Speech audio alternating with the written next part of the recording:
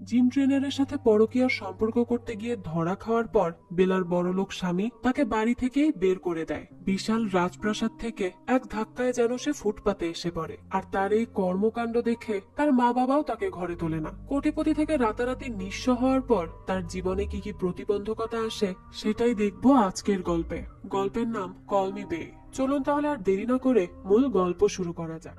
শুরুতেই আমরা বে নামের একজন মেয়েকে দেখি, যাকে তার হাজবেন্ড মাঝ রাতে বাড়ি থেকে বের করে দিয়েছে। এখন কেন সে এমনটা করেছে, এর কারণটা কি, তা তো আমরা পরেই জানতে পারবো। তো বে আমাদেরকে তার সম্পর্কে কিছু বিষয় জানায়। সে বলে, আমি সত্যিই বিশ্বাস করতে পারছি না আমার স্বামী আমাকে এই সময়ে বাড়ি থেকে বের করে দিয়েছে। মনে হচ্ছে যেন কোনো দুঃস্বপ্ন দেখছি।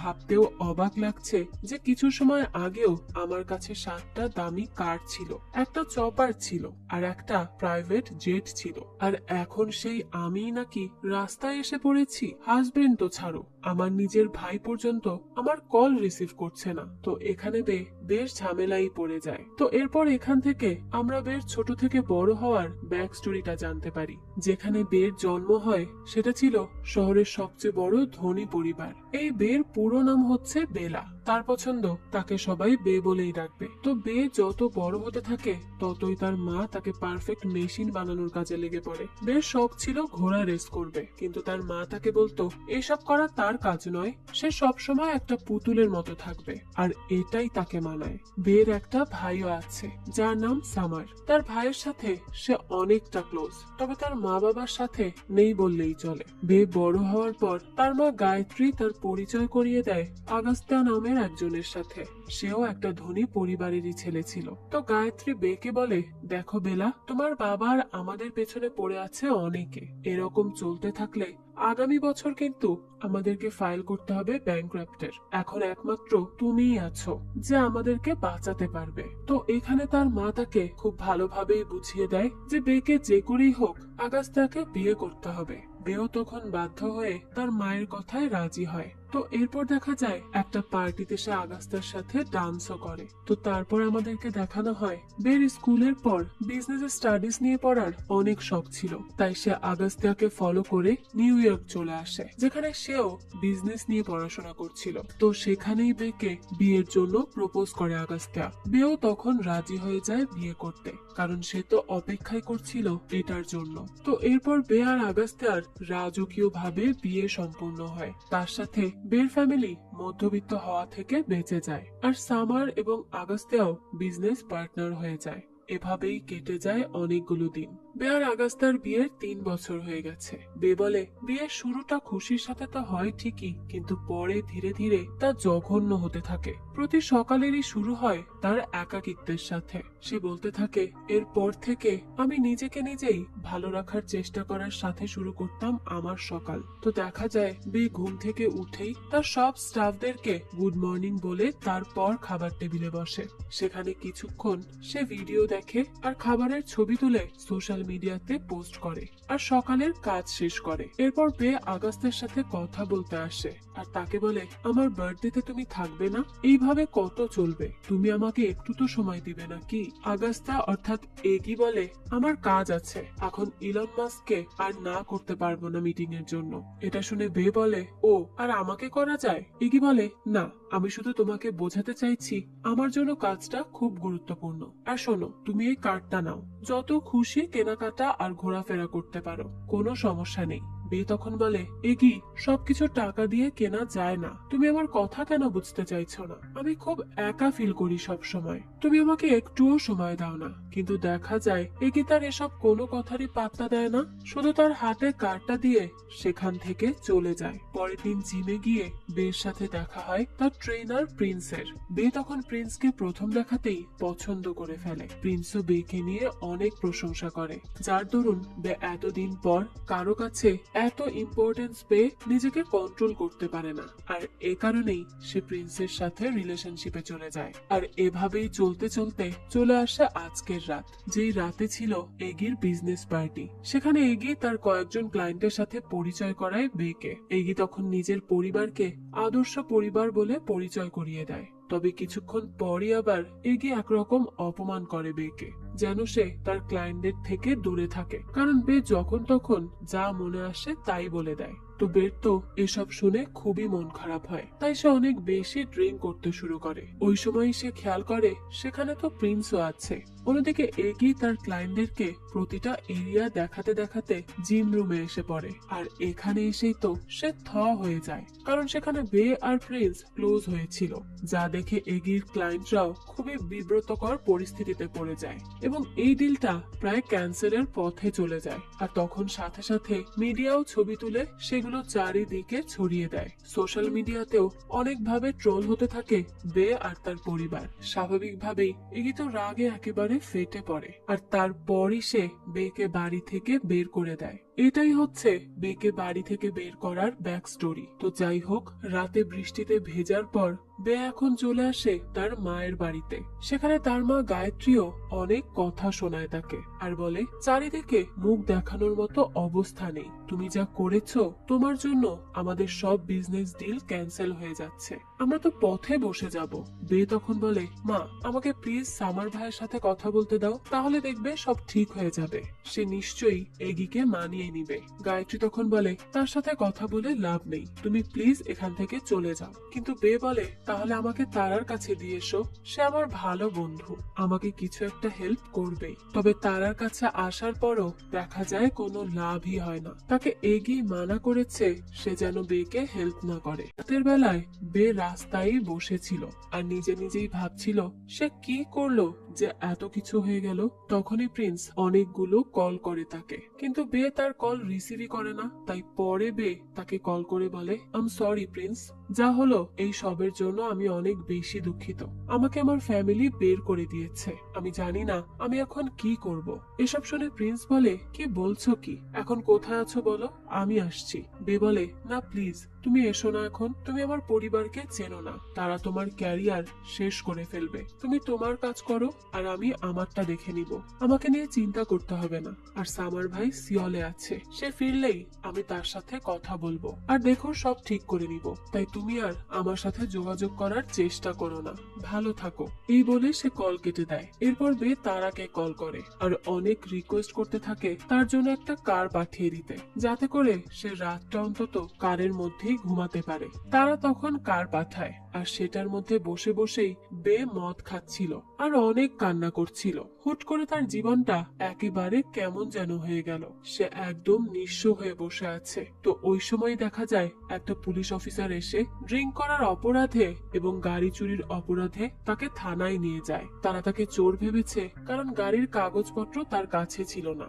তবে দেখা যায় জেলে বসেও খুব চিল ছিল বে। তো সেখানে একজন লোকের সাথে তার কথা হয়, তাকেও ঘর থেকে বের করে দিয়েছে তার ভাই। এসব শুনে বে বলে, আমারও তো একই কাহিনী ভাই, আমার স্বামী আমার মা এই দুইজনই আমাকে বের করে দিয়েছে, কেউই তাদের ঘরে আমাকে জায়গা দেয়নি। লোকটা তখন বলে, আমার মা বাবা বেঁচে থাকতে তো আমার দিকে কেউ আঙুলও তুলতে পারতো না। এটা শুনে বে বলে, তাই নাকি, তাহলে তো ভাই তুমি সত্যিই খুব লাকি। এরপর পুলিশ অফিসার আসে আর বলে, সরি ম্যাডাম, আমাকে তারা ম্যাডাম বলেছেন এটা চুরি করা গাড়ি নয়, সেজন্য আমরা আসলেই দুঃখিত, তবে ড্রিঙ্ক করার জন্য আপনাকে ফাইন দিতে হবে 10,000 টাকা। তখনই বে ওই লোকটাকে ছাড়িয়ে দেয় তার টাকা দিয়ে আর বলে, আপনি গাড়ি রেখে দিন, বাকি টাকা গাড়ি নেওয়ার সময় দিয়ে যাবে।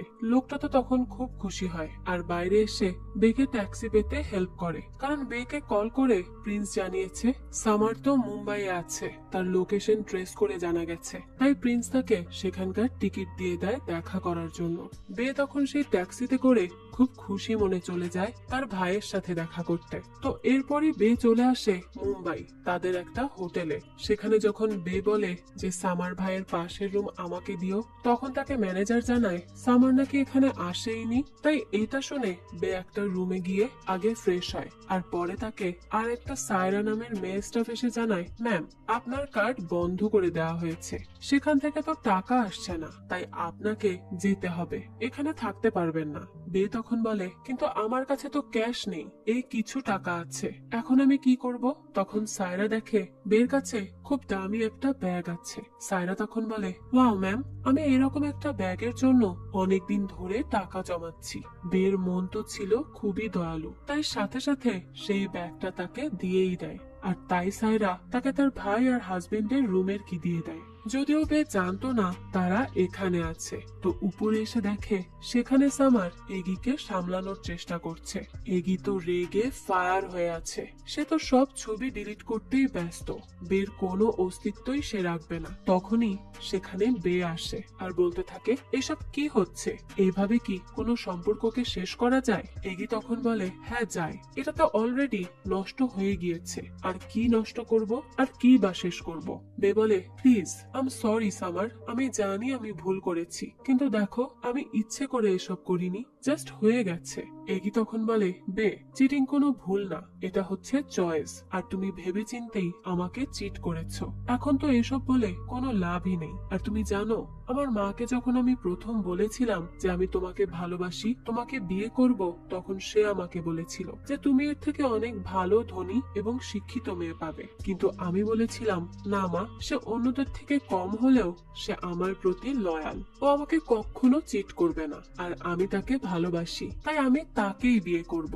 আর দেখো, এই হচ্ছে আজকের রেজাল্ট সেদিনের সিদ্ধান্তের। সেদিন আমি কতই না ভুল সিদ্ধান্ত নিয়েছিলাম। সেদিন যদি মার কথা শুনতাম, তাহলে আমাকে আজ আর এই দিন দেখতে হতো না। তো এসব শুনে বে বলে, এতই যখন ভালোবাসা ছিল, তাহলে বিয়ের পর সেগুলো ছিল না কেন? তুমি জানতে যে আমি একা ফিল করতাম, আমি সব সময় একা ছিলাম। আমি তো তোমার কাছে সময় চেয়েছিলাম, তুমিই দাওনি, এ কারণেই আমি অন্যদিকে চলে গিয়েছিলাম। তখন এগি বলে, আচ্ছা, তো আমি যে তোমাকে এত এত টাকা আর লাক্সারিয়াস জিনিসপত্র দিতাম, সেগুলো কি ছিল? আর হ্যাঁ, তোমার প্রিয় জিম, যাও এখন সেখানেই পড়ে থাকো, কেউ কিচ্ছু বলবে না। বে তখন সামারকে বলে, ভাই তুমি কিছু বলছো না? তুমিও জানো এগির বাড়িতে আমার কোনো পাত্তাই ছিল না, আমাকে তো কেউ খেয়ালই করতো না, এগিও আমাকে সময় দিত না। শুধু টাকা পয়সা আর দামি জিনিসপত্র হলেই কি ভালো থাকা যায়? আর তুমি এগির সামনে এখন তো মুখই খুলতে চাচ্ছ না। নিজের বোনের খুশির থেকে আর কি গুরুত্বপূর্ণ তোমার কাছে ভাই? সামার তখন বলে, আমার বিজনেসই এই সবের থেকে অনেক বেশি গুরুত্বপূর্ণ, আর তাই তুমি এখান থেকে যাও, এই নাও একটা বাড়ির চাবি, সেখানে গিয়ে থাকো তো। এগি তখন বলে, হ্যাঁ, তাকে দিয়ে দাও যা যা লাগে, আমি চাই না তুমি রাস্তায় রাস্তায় সাফার করো। বে তখন বলে, আমার লাগবে না, তোমাদের কারো হেল্প আমি চাই না, আমি একা এই মুম্বাইয়ে থেকে দেখিয়ে দিব। সামার তখন বলে, কি করবে? তোমার মতো বেকার মেয়ে মুম্বাইয়ের মতো শহরে একদিনও টিকতে পারবে না। টাকা শেষ হলেই সব শেষ হয়ে যাবে, বুঝতে পারলে? এই শহরে একা চলা এতটাও সহজ না। বে তখন বলে, আমি জব করব, আর আমি এখানেই থাকবো, তোমার মতো নিজের বোনকে টাকার জন্য ছেড়ে দিব না। তো তারপর বে তার হাতের রিংটা এগিয়ে দেয় আর বলে, একদিন তুমি রিয়েলাইজ করবে বিয়ের সিদ্ধান্তটা ভুল ছিল না, বরং তোমার বেস্ট ডিসিশন ছিল। তো বে এখান থেকে যাওয়ার সময় তাকে সেখানকার অনেক স্টাফরা হেল্প করতে চায়, কারণ তাদেরকে একসময় বে হেল্প করেছে। তবে বে বলে, আমি যা হেল্প করেছি তা তো ফেরত পাওয়ার আশায় করিনি, আমার ভালো লেগেছে তাই করেছি, তাই এখন তোমাদের আমাকে হেল্প করতে হবে না, তোমরা শুধু আমার জন্য প্রে করো, এটাই আমার জন্য অনেক। তো বিয়ের পর সায়রার সাথে একটা হোস্টেলে ওঠার জন্য অটোতে ওঠে। জীবনের প্রথম অটোতে চড়ে সে খুব অদ্ভুত ফিল করছিল। সে সেখানে সিট বেল্ট খুঁজছিল। তখন সায়রা বলে, এটা অটো, এখানে মানুষ এইভাবেই চড়ে, আর তোমার হাতের রিং সেটাও তো তুমি দিয়ে আসলে, এখন কি বিক্রি করে হোস্টেলের রেন্ট দিবে? বে তখন একটা $100 নোট বের করে, যা সে নিউ ইয়র্কে থাকতে একটা জব করে পেয়েছিল, আর সেটা ছিল একটা পেঁচা পাখিকে সুস্থ করার জন্য। বে এই টাকাটা কখনো খরচ করবে না বলেই রেখে দিয়েছিল, তবে আজ বিপদের সময় সেটা সে ইউজ করে। হোস্টেলে আসার পর সায়রার সাথে সে অনেক জায়গায় কাজের জন্য সন্ধান করতে থাকে, কারণ বে বিভিন্ন বিষয়ে দক্ষ ছিল, উকিল থেকে শুরু করে ফ্যাশন বিষয়ে সব ব্যাপারে সে অভিজ্ঞ ছিল। তবে দেখা যায় কোনো জায়গায় তার জব হচ্ছিল না কোনো না কোনো কারণে, তাই আর একবার রেন্ট দেওয়ার জন্য তার দামি একটা ব্যাগ বিক্রি করে দেয় সে। তো এভাবে চলতে থাকলে তো বের একটা একটা করে সব দামি ব্যাগ গুছিয়ে সেল করে দিতে হবে, আর সে তার ব্যাগগুলোকে খুব ভালোবাসে, তাই তার এখন অনেক কষ্ট হচ্ছিল। তো এরপর সায়রা তাকে বলে, কাল তুমি আমার সাথে একটা হোটেলে আসবে, সেখানে পার্ট টাইম জব করবে। তো রাতে তারা ড্রিঙ্ক করতে করতে একটা টিভি চ্যানেলে ইন্টারভিউ দেখছিল। চ্যানেলের নাম টিআরপি। তো এই চ্যানেলে যে একজন হোস্ট ইন্টারভিউ নেয় তাকে বে একদমই পছন্দ করে না, কারণ সে খুব মিথ্যাবাদী একজন লোক, সবসময় ভুল ভুল ইনফরমেশন দিয়ে মানুষকে লজ্জিত করে, যা একেবারেই উচিত কাজ নয়। তাই আজ নেশার ঘরে বে এই লোককে নিয়ে খুব বড় বড় কথা বলে আর তার মুখোশটাই খুলে দেয়, আর এই ভিডিও তার একজন রুমমেট ভাইরাল করে দেয়। তো পরের দিনই দেখা যায় হোটেলে এই চ্যানেলের কোম্পানির ডিরেক্টর নীল এই ভিডিও দেখে, আর সে সেখানে বেকে দেখে বলে তুমি। ওই সময় নীল পুলে পড়ে যায়, আর তার পানিতে খুব ভয় ছিল, তাই সে অল্প পানিতেও খুব ভয় পাচ্ছিল, ভাবছিল সে হয়তো এখনই ডুবে যাবে। তখনই তাকে এসে ধরে বে আর বলে বাচ্চাদের মতো করছেন কেন, এখানে কেউ ডুববে না। নীল তখন বলে আমি আসলে ভয় পাই, যাই হোক তুমি কাল সকালে আমার অফিসে দেখা করবে টিআরপিতে। বে তো এই নাম শুনেই সেখান থেকে মানা করে চলে যায়। নীল তখন বলে তোমাকে আসতেই হবে, আমি অপেক্ষা করব। এদিকে তো সায়রা আর বে কত কিছু ভেবে বসে। সায়রা বলে এখন যদি তোমাকে জেলে দিয়ে দেয় এই সব কথা বলার জন্য, তখন জেলে কিভাবে থাকবে? একে তো অল্প টাকায় এখনো তোমার জীবন চালানো শেখা হয়ে ওঠেনি, তার উপর সোজা জেল, এটা আবার তোমার স্বামী আর ভাই করছে না তো? বে তখন বলে কি বলছো কি? না, তারা এসব করবে না। পরে আবার বে ভাবে যদি করে থাকে তখন।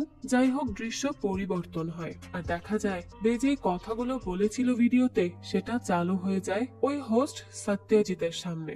এদিকে বে আসে নীলের অফিস রুমে। বে নীলকে আসতে দেখেই বলে আচ্ছা আম সরি, আসলে ওই দিন বেশি খেয়ে নিয়েছিলাম তো, অতিরিক্ত ড্রাঙ্ক ছিলাম, তাই ওসব বাজে বাজে কথা বলে ফেলেছি। তখন নীল বলে আমি এর জন্যই তোমাকে ডেকে আনি, তুমি আমার সোশ্যাল মিডিয়া হ্যান্ডেল ম্যানেজ করে দেখো, আমি চাই তুমি এটা করো। তো প্রতিদিনের জন্য তাকে সে একটা জব দিয়েই দেয় তার সোশ্যাল মিডিয়া হ্যান্ডেল করার, কারণ সে অলরেডি সোশ্যাল মিডিয়াতে অনেক বেশি ভাইরাল হয়ে গিয়েছিল, আর তাছাড়া তার এসব বিষয়ে অনেক নলেজও ছিল। যাই হোক, তো এই কথা শুনে বে তো অনেক বেশি খুশি হয়ে যায়, আপাতত সে একটা জব তো পেয়েছে। তো পরের দিনই দেখা যায় বে অনেক সেজেগুজে চলে আসে তার কাজে, আর এসেই প্রথমে তার পরিচয় হয় এইচআর তামারার সাথে। তো আজ আবার টিআরপিতে সত্যজিৎ নয়না নামের একজন অভিনেত্রীকে নিয়ে আসে, তাকে না জানিয়ে তার পার্সোনাল বিষয়ে হঠাৎ করেই সে কথা বলতে শুরু করে অন ক্যামেরাতে। আর এই সব কথাবার্তা শুনে তো নয়না খুবই মন খারাপ করে আর অনেক রেগে মেগে সেখান থেকে চলেই যায়। তো এই সত্যজিতের রিলেশনশিপ ছিল এই কোম্পানিরই আরেকজন এমপ্লয়ি হার্লিনের সাথে, তবে সে হার্লিনের সাথে এমন ভাবে কথা বলতো যেন সে হার্লিনকে শুধুই ইউজ করছে। এদিকে রাতের বেলা বে আর তার রুমমেট একটা পার্টি করে, তো তারা সবাই মিলে এখানে একটা গেম খেলা শুরু করে, যেখানে সবাইকে একটা করে গল্প বলতে হয়। তো ওখানে বে তার জীবনের একটা গল্প বলে, যেখানে সে তার পরিবারের অ্যাটেনশন পাওয়ার জন্য নিউ ইয়র্কে মদ চুরি করে ধরা খেয়েছিল, আর তখন তার জেল হয়ে যেত, তবে সামার এসে তাকে বাঁচিয়ে নেয়। এই সব কথা বলে বলে সে অনেক বেশি ইমোশনাল হয়ে যায় আর সেখান থেকেই উঠে চলে যায়। তখন সায়রা এসে তাকে সান্ত্বনা দেয়, আর আজ থেকে তারা দুইজন বোন এরকমও বলে। বে তো এসব কথা শুনে অনেক খুশি হয়। তখনই দেখা যায় তাকে অনামিকা নামের একজন মেসেজ দিয়ে বলে আমার কাছে গল্প আছে, তুমি কি শুনতে চাও? তো পরের দিন অফিসে এসে বে একটা কফি বানায় নীলের জন্য। বেচারা ওই কফি একবার খেয়েই বলে আর খাবে না, সে তার কফি নিজেই করে নিতে পারবে। সে যেন কনফারেন্সের জন্য রেডি হয়। তো বাইরে আসার পর তামারা বেকে বলে ঘরের ব্যাপারে কি করলে? বে বলে এখনো খুঁজে যাচ্ছি। তো এখানে তারা বেশ কিছুক্ষণ কথা বলে। তারপর বে আর নীল আসে একটা পার্টিতে, যেখানে টিআরপির সিইও মুকুল এসে আজ একটা নতুন সিমের সাথে পরিচয় করায়, আর তার সাথে এমবি ফ্রি করে দেয় সব মহিলাদের। বেও তো তার এরকম উদ্যোগ দেখে বেশ খুশি হয়ে যায়। তখনই মুকুলকে একজন প্রশ্ন করে যে এরকম সুবিধা মহিলাদের জন্যই কেন? মুকুল বলে কেন নয় বলুন তো, কারণ মহিলারাই তো বেশি শারীরিক ভাবে হেনস্থা হয়। যদি এখন তাদের কাছে একটা মোবাইল থাকে আর সিম থাকে, তাহলে তো তাদের জন্যই সুবিধা বলুন। যে কোনো ঝামেলায় পড়লে যে কাউকে আগে আগে ইনফর্ম করতে পারবে, তাই তাদের চলার পথ সহজ করার জন্যই এই চেষ্টা। তো এরপর এই অনুষ্ঠান শেষে সারা সোশ্যাল মিডিয়াতে তার সুনাম ভরে যায়, দৃশ্য পরিবর্তন হয়, আর আমরা দেখি বে এবং নীল একটা জায়গায় খেতে আসে। সেখানে প্রথম প্রথম কিছু খাবার টেস্ট করে বে, যা আগে সে কখনো খায়নি। তো এখানে কথা বলতে বলতে এক পর্যায়ে বে জানতে পারে নীল আসলে ডিভোর্সড। তো এরপর দেখা যায় রাতে বে তার নতুন ফ্ল্যাটে শিফট হয়। সে তো অনেক খুশি যে তার এখন একটা ফ্ল্যাট হয়েছে যেখানে সে নিজের মতো থাকতে পারবে, যদিও সে থাকছে তামারার ফ্ল্যাটেই। তো তামারা একে একে সবকিছু দেখিয়ে দেয় যে তার রুম কেমন, জানালা কেমন, ইত্যাদি ইত্যাদি। তবে সে তাকে বলেছিল যে তার ঘর খুব সুন্দর আর একেবারে সমুদ্রের কাছে, কিন্তু এই কথাটা ছিল সম্পূর্ণ মিথ্যা। তাও বে কোনো অভিযোগই করে না, কারণ তার তো শুধুই একটা বাড়ি চাই। তো এরপর তারা বেশ কিছুক্ষণ গল্প করে। এরপর তামারা গুড নাইট দিয়ে সেখান থেকে চলে যায়। তখন একা একা বসে বে তার অতীতের কিছু স্মৃতি মনে করছিল। দেখা যায় সেদিন ছিল তার আর এগির বিবাহ বার্ষিকী। খুব আনন্দের সাথে বেশ সব আয়োজন করে আর এগি আসতেই তাকে সারপ্রাইজ দেয়। তবে এগি এতে রেগে যায় আর রুমে চলে আসে। বে তখন বলে, এগি আজকের দিনে অন্তত ঝগড়া করো না প্লিজ। এগি তখন বলে, তোমার কি মনে হয় আমার খুব ভালো লাগে এসব করতে? আমাকে তো তুমি বাধ্য করো, তাই আমি করি। আমি চেয়েছিলাম একা একা শান্তিতে আমরা কোথাও ডিনারে যাব।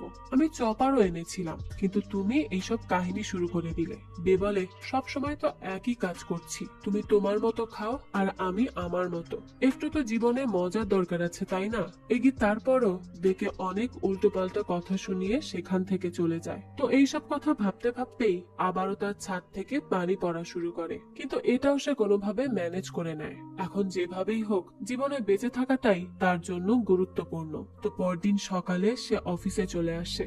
সেখানে আজ প্রথম সত্যজিৎ দেখে বেকে, আর এখানে তার সাথে তার বেশ তর্ক বিতর্ক হয়ে যায়। বেও তাকে খুব কথা শুনিয়ে দেয়। আসলে বে তো সত্যজিৎকে নিয়ে কথা বলেই নেটে ভাইরাল হয়ে গেছে, তাই সত্যজিতের তাকে একেবারে সহ্য হচ্ছিল না। তো যাই হোক, এরপর রাতে তারা অনামিকার পাঠানো ভিডিও দেখতে বসে। সেখানে বে, তামারা আর তার ফ্রেন্ড সায়রা ছিল। এই গল্প শোনার মাঝেই সেখানে চলে আসে প্রিন্স। তারপর তারা সবাই একসাথে মিলে এটা দেখতে বসে। যদিও প্রিন্সের এখানে আসাটা এতটাও সহজ ছিল না। যাই হোক, তো অনামিকা মুখ লুকিয়ে ভিডিওতে বলে তাকে একজন জবের জন্য অনেকভাবে ইউজ করেছে, তার সাথে সম্পর্কে যেতে বলেছে। সে বলেছে জব পাওয়ার জন্য নাকি এতটুকু করতেই হবে, আর এতক্ষণ সে যার কথা বলেছিল সে ছিল মুকুল। তো তারা সবাই তো এসব শুনে শকড হয়ে যায় আর ভাবতে থাকে আমরা কি ভাবতাম আর কি করে যাচ্ছে সে।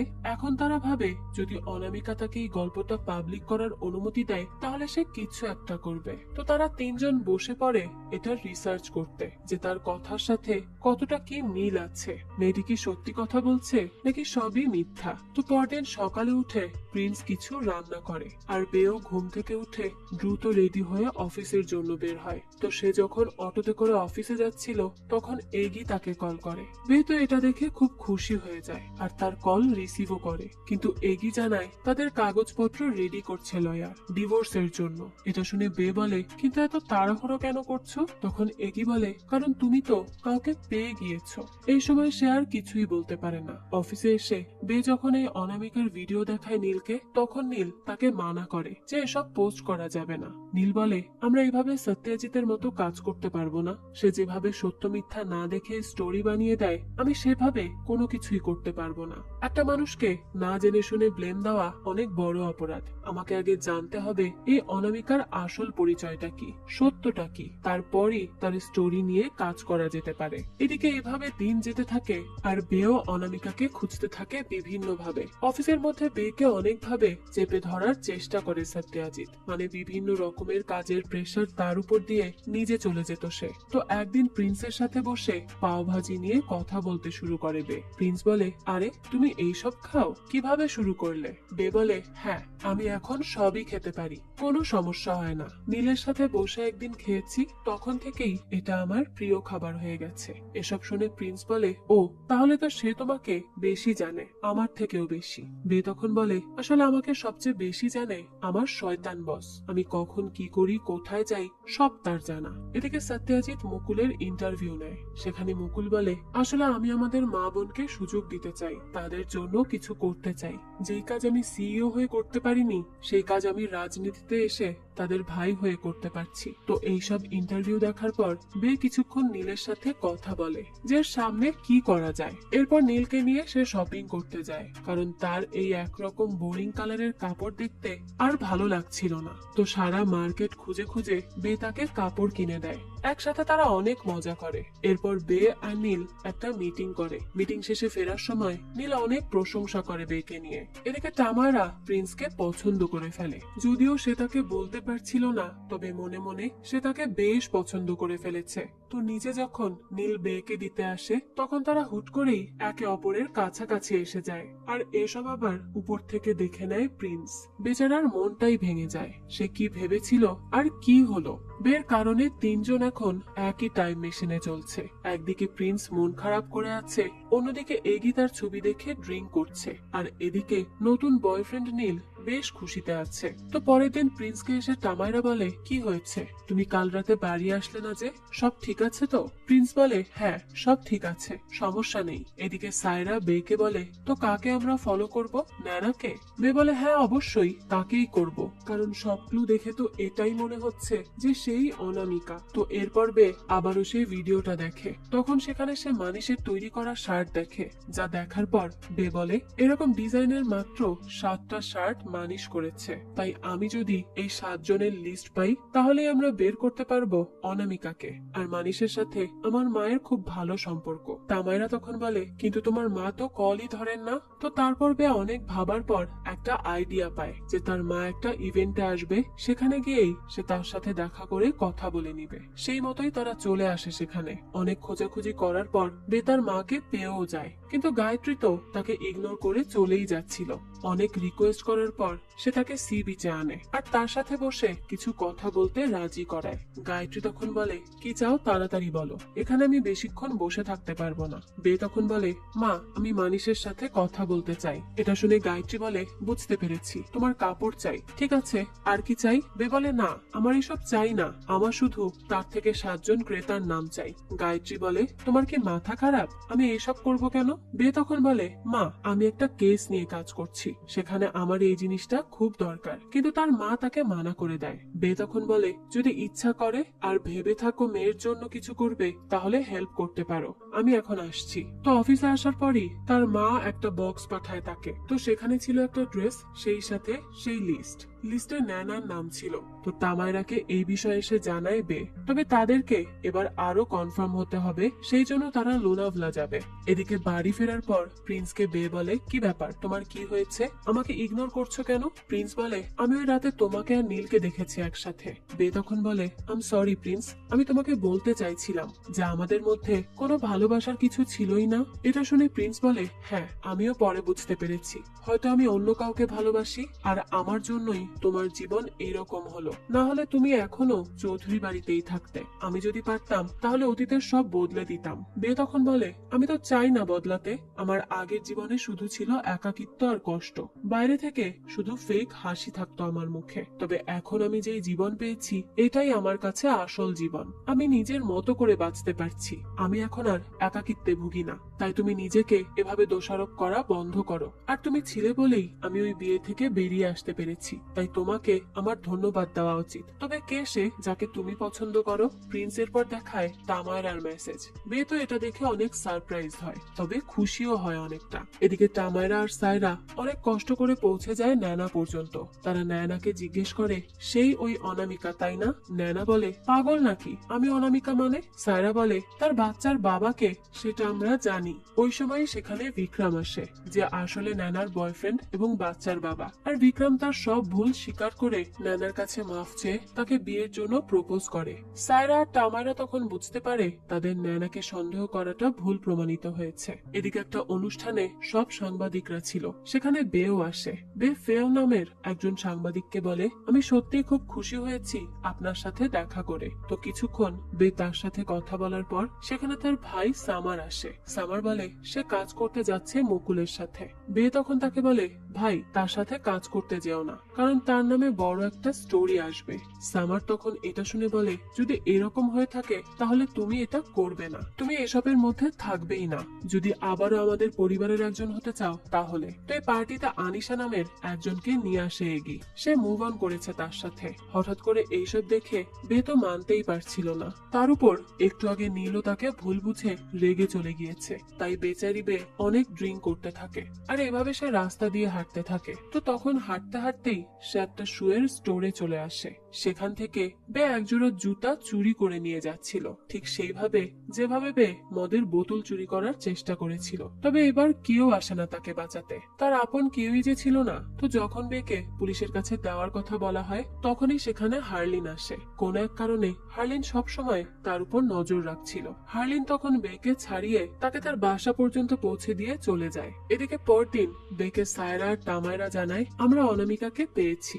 যেহেতু নয়না অনামিকা না, তাহলে সেকেন্ড যে নাম ছিল মাধুলিকা, সেই হচ্ছে অনামিকা। তো বে তো অনেক খুশি হয়, আর সে তৈরি হয়ে বেরিয়ে পড়ে মাধুলিকার সাথে কথা বলতে। তারপর মাধুলিকার কাছে এসে বে বলে, আমি 5 মিনিট চাই তোমার থেকে অনামিকা। এই নামটা শোনার পরই মাধুলিকা কোনো কথা না বলেই জিজ্ঞেস করে, তো কবে করছো স্টোরি? বে বলে, তুমি আর আমি একসাথে মিলেই তাকে এক্সপোজ করব।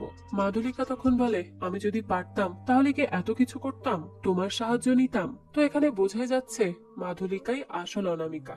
যাই হোক, এরপর সে আরো বলতে থাকে, দেখো আমি যদি নিজে কিছু করতে পারতাম তাহলে এভাবে নিজেকে আড়ালে রেখে তোমাকে ভিডিও দিতাম না। আমি সামনে আসতে পারবো না বেলা। বে তখন বলে, কিন্তু কেন, কি বাধ্য করছে এসব করতে, কি দিয়ে ব্ল্যাকমেইল করছে সে? মাধুলিকা বলে, আমি বলতে পারবো না। বে বলে, ভয় সবারই হয়, আমারও ছিল, এখনো আছে, কিন্তু ভয়ের আগে তো মাথা নত করে থাকলে হবে না, তাই না? কি হয়েছে বলো প্লিজ। মাধুলিকা বলে, আমার একটা অ্যাডাল্ট ফিল্ম ছিল, যখন আমার 16 বছর তখন করেছিলাম। আসলে ছোট ছিলাম তো এত কিছু বুঝতাম না, কার সাথে কাজ করতে হয় কার সাথে হয় না। তবে তারপর আমি আমার ফিল্মের সব কপি সরিয়ে দেই, কিন্তু একটা কপি থেকে যায় মুকুলের কাছে, আর সে আমাকে এটা দিয়ে ব্ল্যাকমেইল করে, আর তার সাথে সম্পর্ক না রাখলে এসব ভাইরাল করার হুমকি দেয়। বে বলে, তুমি ভয় পেও না, তাকে বলো ভাইরাল করতে।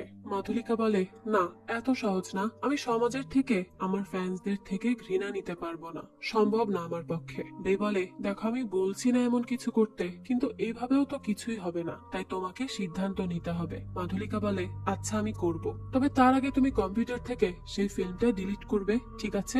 বে বলে, হ্যাঁ সমস্যা নেই, আমি করে দিব। এরপর তারা ফিল্ম ডিলিট করার জন্য মুকুলের মেয়ের বার্থডেতে আসে, আর বে তার অফিসে গিয়ে অনেক খোঁজাখুঁজির চেষ্টা করে ফিল্মটা। তখন আবার বাড়ি ফিরে মুকুল। চারিদিকে মানুষের ব্যস্ততার ভালোই সুযোগ নিয়েছিল বে। সেখানে মুকুলের মেয়ে ল্যাপটপ এনে দেয় বেকে। সে তখন অনেক খোঁজাখুঁজি করে বেরও করে ফেলে ওই ফাইল, কিন্তু ডিলিট করার আগে সেখানে এসে পড়ে মুকুল। বাইরে থেকে সায়রা, তামায়রা, প্রিন্স এরা সবাই চেষ্টা করেছে তাকে আটকে রাখতে, তবে বেশিক্ষণ রাখা যায়নি। তো কোনো মতে বে সেখান থেকে চলে আসে, আর সায়রাকে বকাবকি করে। যদি আর 2 মিনিট রাখতে পারতো মুকুলকে ধরে, তাহলে ফিল্মটা ডিলিট হয়ে যেত।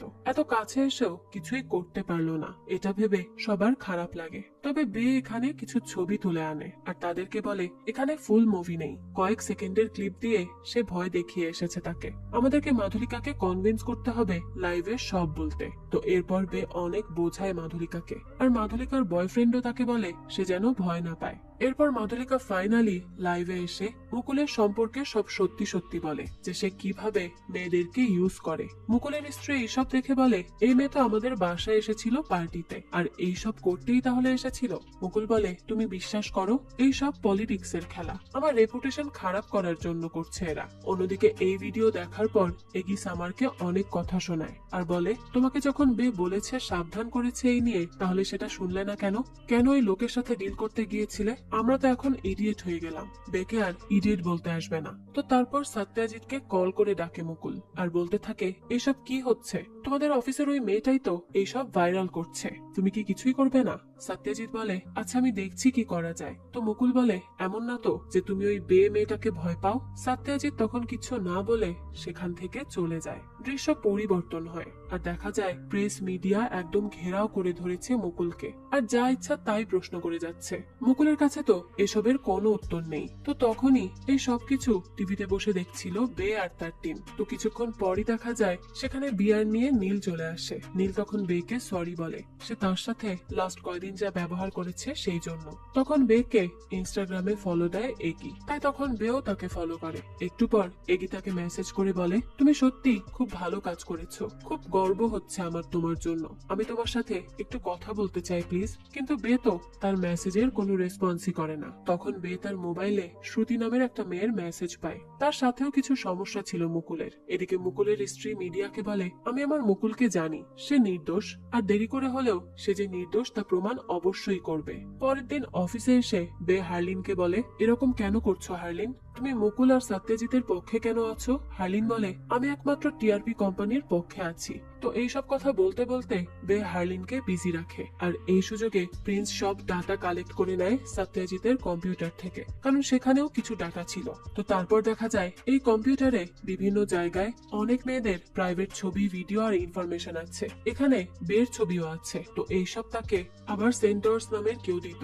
প্রশ্ন থেকে যায় এই ব্যক্তি আবার কে? তো এরপর বেকে টিআরপি থেকে কনফেশন ইন্টারভিউতে ডাকা হয়। তো অনেক ভেবেচিন্তে সে সিদ্ধান্ত নেয় এবার সে সবকিছু ফেস করবে, সে যাবে আর সব প্রশ্নের সম্মুখীন হবে। তো আজ কনফেশনের হোস্ট হচ্ছে সত্যজিৎ, আর সেখানে গেস্ট হিসেবে আসে বে এবং মুকুল। সত্যজিৎ প্রথমেই বেকে তার দুর্বলতাতে আঘাত করে, যেমন তার একাধিক সম্পর্ক নিয়ে বলে, তার মা তাকে বাড়ি থেকে বের করে দিয়েছে এই নিয়ে বলে, তার ভাই তাকে বোন মনে করে না এই সবও বলে। সত্যজিৎ আসলে প্রমাণ করতে চাইছিল যে যার পরিবারেরই কেউ তাকে পছন্দ করে না, সে আবার সত্যি কি করে বলবে। আসলে এও মিলেছিল ওই মুকুলের সাথে, সেজন্যই তো সে এবার বের পিছনে আরো ভালো করে পড়েছে। তো এই লাইভ আবার সবাই দেখছিল, এগিয়েও তখন খুব অবাক হয় বের এই পরিবর্তনটা দেখে। তো বে তখন সত্যজিৎকে একেবারে ধুয়ে দেয়। বে বলে, আমি অনেক ভুল করেছি মানছি, কিন্তু এই গল্প তো আমার নয়, এখানে মাধুলিকা থেকে শুরু করে শ্রুতি সহ আরো অসংখ্য মেয়ের দৈনিক গল্প এটা, তাদেরকে দিনের পর দিন টর্চার করার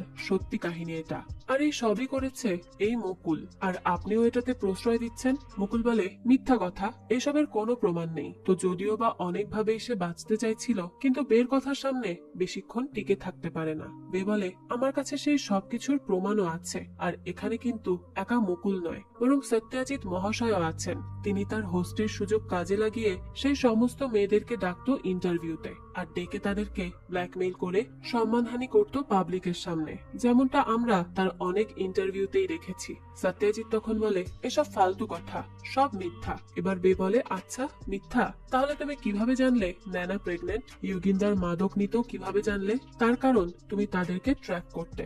এমনকি যবে থেকে আমি থট টেলিকমের লঞ্চ করা সিম কার্ড প্রথম আমার মোবাইলে ইউজ করি, তবে থেকে এই লোক আমার সমস্ত কার্যক্রমকে ট্র্যাক করা শুরু করে। আর এই ছিল মুকুলের সেই সিমের রহস্য।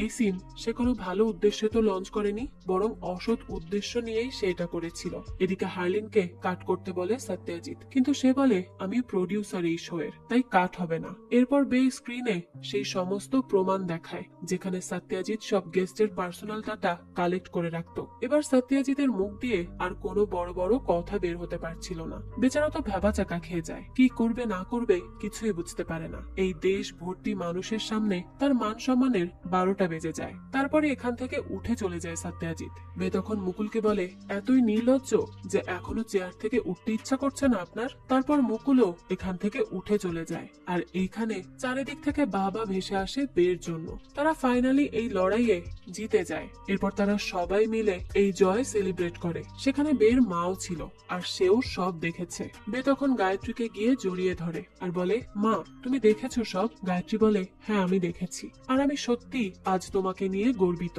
আর আম সরি আমি যা যা করেছি তোমার সাথে সেই সবকিছুর জন্য। তো আজকে বে তো অনেক বেশি হ্যাপি। তো এরপরই চারিদিকে নিউজ হয়, আর বে আরো বেশি পপুলার হয়ে যায়। সবাই তার সাহসিকতার জন্য প্রশংসা করছিল। এদিকে গায়ত্রী এবার বাড়ি থেকে দূরে পাঠিয়ে দেয় সামারকে, আর তার বদলে বেকে আনার সিদ্ধান্ত নেয়। এদিকে নীলকে কনফেশনের হোস্ট করা হয়, আর তার কারণেই বে তাদের এই কোম্পানিতে এসেছে বলে তাকেও ধন্যবাদ জানানো হয়। এরপর আজ একটা পার্টিতে নীল বেকে বলে, আমরা একটা শো শুরু করব, নাম হবে কল মি বে, সেখানে তুমি হোস্ট করবে আর আমি প্রডিউসার হব। এরপর সে আরো বলে, আমরা ইনভেস্টিগেশন স্টোরির কাজ করি, কারণ আর একটা ইনভেস্টিগেশন তো অসম্পূর্ণই রয়ে গিয়েছে। ওই যে সেন্টার্স এর রহস্যটা কি, সে কে, সেটাও তো জানতে হবে। নীল তখন বলে, আচ্ছা ঠিক আছে, এটাও আমরা করব। তো এরপরই নীল তাকে প্রপোজ করে তাদের একটা নতুন শুরু করার জন্য। তবে এই নতুন শুরুর আগেই সেখানে এগি চলে আসে চপার নিয়ে, আর এসেই সে তাদের বিয়ের রিংটা দিয়ে হাঁটু গেড়ে বেঁকে আবারও ফিরে আসার জন্য রিকোয়েস্ট করে। বে তখন কিচ্ছু না বলে কনফিউজড হয়ে তাকিয়ে থাকে। আর এরই সাথে এই গল্পটাও এখানেই শেষ হয়। আর এর শেষটা দেখে ভালো করেই বোঝা যাচ্ছে যে এই গল্পের সেকেন্ড সিজন আসবে, আর সেখানেই হয়তো দেখা যাবে যে বে এরপর কি করবে। সে কি আবারও এগির কাছে ফিরে যাবে, নাকি নীলকেই তার জীবনের সঙ্গী হিসেবে বেছে নিবে। আর সেই সেন্ট্রাসের রহস্যটাই বাকি, এই সবই আমরা এর পরবর্তী সিজনেই দেখতে পাবো। আর এর পরবর্তী সিজন যখনই আসবে আমি সেটা আপনাদের জন্য এক্সপ্লেইন করার চেষ্টা করব। যাই হোক, তো বেলার এই জীবনের গল্প আপনাদের কাছে কেমন লেগেছে সেটা অবশ্যই আমাদেরকে কমেন্ট করে জানাবেন।